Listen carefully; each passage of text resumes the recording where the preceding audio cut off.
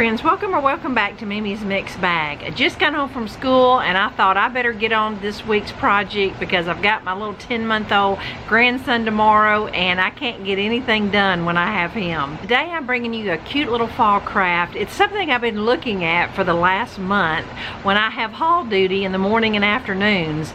It's hanging on this lady's office doorknob, and every time I see it I thought, you know, I could totally make that. It's made with scrap fabric, some stuffing, and a little bit of embellishment. So I came home a few days ago and I just looked it up on Amazon just out of curiosity, and a 2-pack of these are $27. I'm gonna insert a picture here just to show you. Now hers isn't exactly like this, but it's very similar to this. So the reason why I'm showing you this picture is that the hat does not have to be made out of burlap. Just use whatever scrap fabrics you have. I'm going to take you to my craft room and show you the scraps that I'm going to use to create this cute doorknob scarecrow. Alright, we're here at my craft table, and the base of the scarecrow is going to be just made with some lightweight cardboard. If you got a cereal box, that's a great weight of cardboard to craft with. Now I've got the family size. My box is right at 12 inches tall. If not, just use any kind of scrap cardboard you have, but it needs to be close to 12 inches tall by the time you get your face on there and your hat.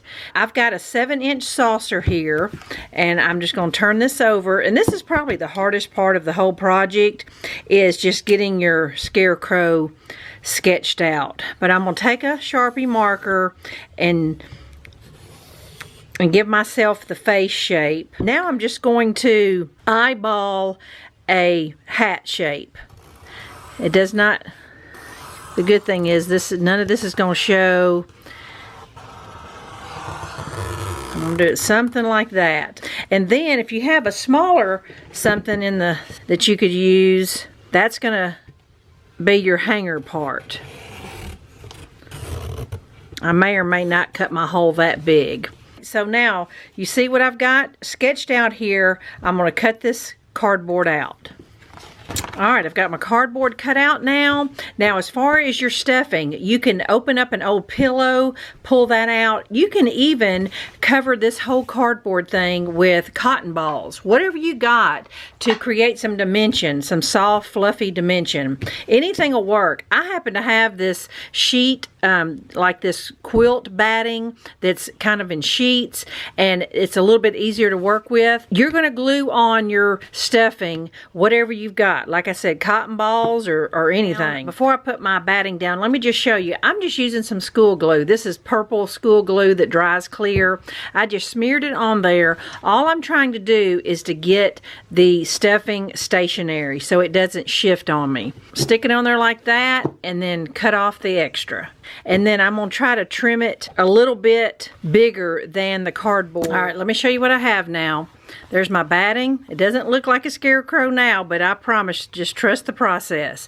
And just make sure your batting or even your cotton balls, you know, glue them to the very edge just so that when you cover some fabric, it will give you that kind of quilted look. Okay, so we're going to start by covering the face first. Now this was just some cream colored fabric I had. You could use an old pillowcase, whatever you got. Right here, kind of where there's an indentation, that's going to be where my hat brim and stuff is. Just remember that that's the little indentation. I'm going to cut my fabric just a little bit bigger than my batting, so I'll have enough to fold over and glue. Okay. Alright, so now I'm going to take my glue gun and I'm going to pull this fabric up all around, and let me show you. That's going to be my scarecrow face. Alright, now to do my hat part, it just depends on your fabric. If you've got printed fabric or some kind of fall fabric or buffalo plaid, you can just do just like I did the face. Cut it a little bit bigger, hot glue it around to the back. But I'm using burlap and the weave is pretty thin, so I'm going to attach this little bit of fabric just to my front so that my burlap won't be so see-through. Alright, and so now I'll do my burlap just like the regular fabric. I'm going to lay it on there, flip it over, cut it a little bigger, and then glue it around.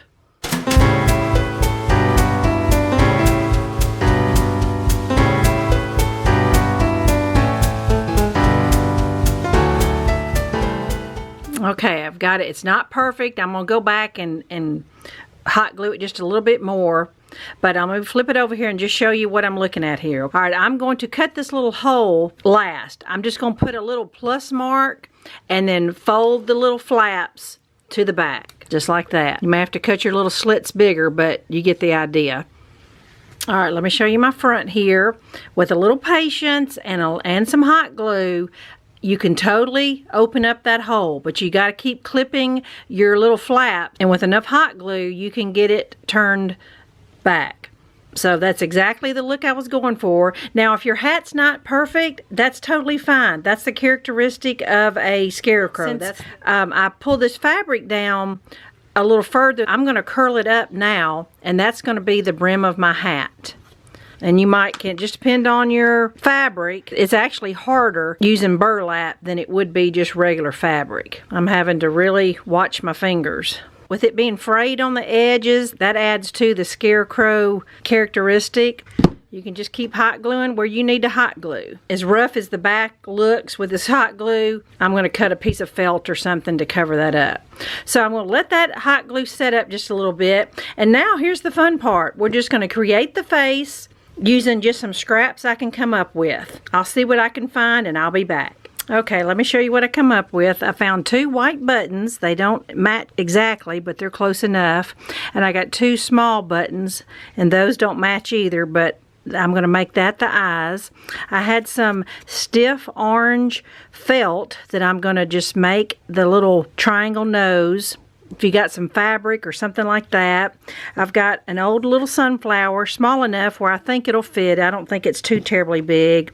And a couple leaves and a little bit of raffia that I will glue as a little accent. Now, as far as the mouth, I think I'm just going to take a paint marker and draw the mouth, maybe some eyebrows, something like that. And then I've shared this tip before. You know, anytime you need a little blush on some cheeks, just use your makeup out of your makeup bag. Just like you would put blush on a person. Brush it on his cheeks and it'll give him a little bit of life. Now, hers had some jute twine with some little pumpkins hanging off of it. And your embellishments will be different from mine, but I think it'll be easy enough where you can see what I did and how I finished mine out. So I'll go ahead and put the finishing touches on there, and then I'll hang him up and show you what it looks like.